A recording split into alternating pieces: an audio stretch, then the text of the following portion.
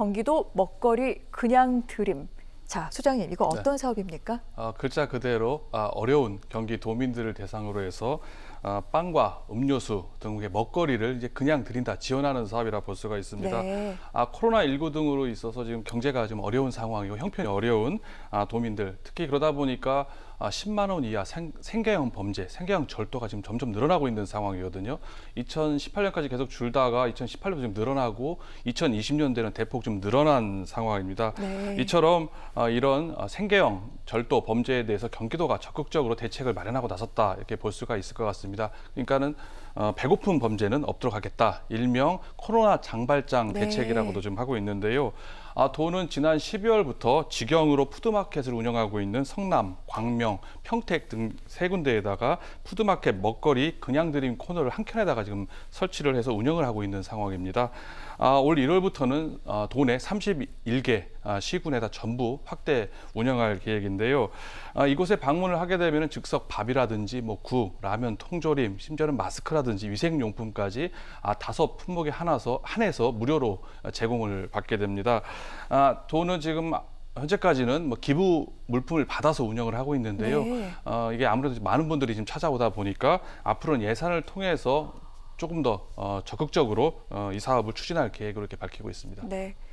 자, 경기 불황이 장기화되면서 일거리가 끊기고 정말 먹을 것마저 구하지 못하는 어려운 분들이 우리 주변에 의외로 많습니다. 이런 분들을 돕기 위해서 지금 경기도가 먹거리 그냥 드림 코너를 설치 운영하고 있는데 지금 1월 달에는 31개 시군 모든 곳에 지금 코너를 만들 계획이라고 밝혔습니다만 이미 이 가운데 3곳에서는 지난해 말부터 지금 운영이 시작이 됐습니다. 혹시 이용하신 분들, 보고 계신 분들 반응이 좀 전해진 게 있을까요?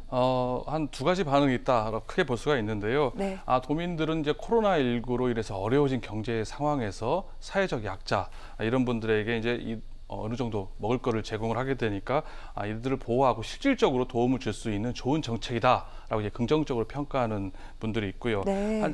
그게 아니다, 이례적이고 이거는 전시성, 포퓰리즘의 정책이 아니냐, 이렇게 부정적인 시각을 갖고 있는 분들도 있습니다.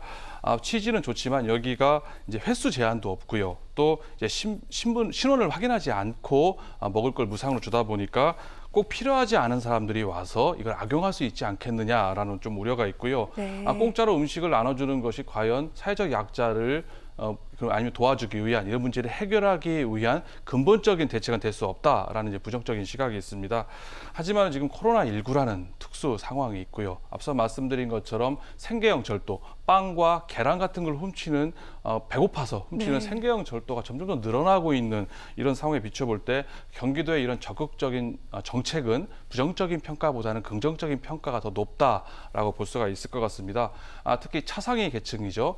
지원 대상은 아니지만 네. 실질적으로 지원이 필요한 계층들을 발굴할 수 있다는 점에 있어서도 이번에 경기도의 이런 정책은 좀 긍정적으로 평가할 수 있을 것 같습니다. 알겠습니다. 일단 급한 불은 꺼야겠지요. 이렇게 도움을 직접 드림과 동시에 근본적으로 이렇게 어려움에 처한 분들을 또한 어떻게 도와나갈지도 함께 고민을 좀 해주셨으면 좋겠습니다. 그리고 이 정책 외에도 또 경제적 약자를 보듬는 정책을 경기도가 올해부터 잇따라 선보이고 있는데 소장님, 어떤 정책들이 지금 있습니까? 경기도의 올해 가장 눈에 띄고 파격적인 정책은 이제 비정규직 공정수당을 꼽지 않을 수가 없을 네. 것 같습니다. 전국 최초로 시행하는 제도이기도 하고요. 또 올해 1월부터 도와 산하에 있는 이제 비정규직 근로자를 대상으로 해서 정규직과 임금 격차를 해소하기 위해서 계약 만료 시에 기본급의 5%, 최대 10%까지 추가로 공정수당을 이제 지급하는 정책입니다. 오래 근무했을 경우, 한 12개월 정도 근무했을 경우에는 한 5% 정도의 기본급을 추가로 계약 만료 시에 주고요. 네. 한 2개월 미만 짧게 근무했을 경우에는 이제 최대 10% 정도 주는 형식인데요. 이렇게 비정규직과 정규직의 임금 격차, 이런 문제를 해결하기 위해서 선진국, 프랑스라든지 스페인, 호주에서도 이런 정책을 도입하고 있기 때문에 경기도에서도 이 정책을 또 하나 이렇게 추진을, 역점을 가지고 하는 거 볼 수가 있습니다. 또 하나의 정책으로는 생계형 체납자들의 그다음 체납액 한 468억 정도를 결손 처리해서 세금을 면제해주는 정책을 피고 있는데요. 네. 이렇게 갑자기 형편이 안 좋아져서 세금을 납부하지 않아서 체납된 금액에 대해서 일선 시군에서는 결손 처리해서 세금을 면제하는 사례는 많이 그동안 있었습니다. 하지만은 이제 광역자치단체에서 이렇게 체납자를 파악하고 네. 이런 세금 체납액을 결손 처리해서 세금을 면제해 주는 것은 경기도가 이번에 최초로 시행했다 이렇게 볼 수가 있는데요. 이외에도 은행 문턱을 넘지 못하는 이제 극저 신용자들을 대상으로 해서 5년 상환으로 해서 한 1%대 금리로 한 50만 원 이내는 네. 대출 심사 없이 또 그 이상 최대 300만 원까지는 대출 심사를 통해서 이렇게 지원을 해주는 등 경기도가 이제 경제적 약자들을 위한 정책을 잇따라 지금 발표를 하고 있는 상황입니다. 그렇군요.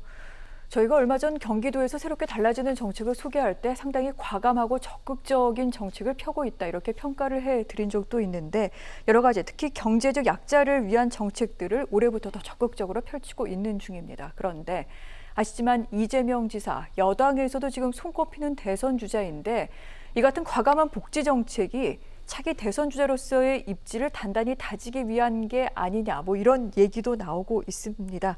소장님께서는 어떻게 보십니까? 뭐 그렇다고 볼 수 있을 것 같아요. 네. 뭐 정치적 입지 이미 충분히 다져졌다라고 평가할 수 있을 것 같은데요. 이재명 지사가 지난해 말부터 외교, 안보, 국방 등 국정 현안에 대한 공부를 또 시작했다 이렇게 좀 전해지고 있는 상황입니다. 이 지사의 각종 이런 정책들이 지나치게 선심성 아니냐 아니면 인기 영합적인 정책들이 아니냐라는 이런 논란을 일으키고 있긴 하지만은 네. 기본소득이라든지 코로나19에 대한 적극적이고 선제적 대응 등을 보면은 이슈를 선점하고 주도적으로 가는 건 부인할 수 없는 사실이다 이렇게 평가할 수 있을 것 같습니다. 이제 이 지사의 정치 철학이 워낙 선명하고요. 또 거침없이 일을 하는 모습에 도민들, 국민들이 이제 지지를 보내지 않나 이렇게 볼 수가 있는데요. 이런 건 또 여론조사를 통해서 지금 드러난다 볼 수가 있습니다. 최근에 전국 시도지사 직무 수행 평가가 있지 않았었습니까? 리얼미터라든지 아니면은 갤럽 모두 그동안 이재명 지사 임기 초에는 게 꼴찌였었거든요. 두 여론조사 모두 공이 1등을 네. 하는 기염을 토하기도 했고요. 잘 아시다시피 여권 내 지금 대선 주자 지지율이 1위를 달리고 있는 상황 아니겠습니까?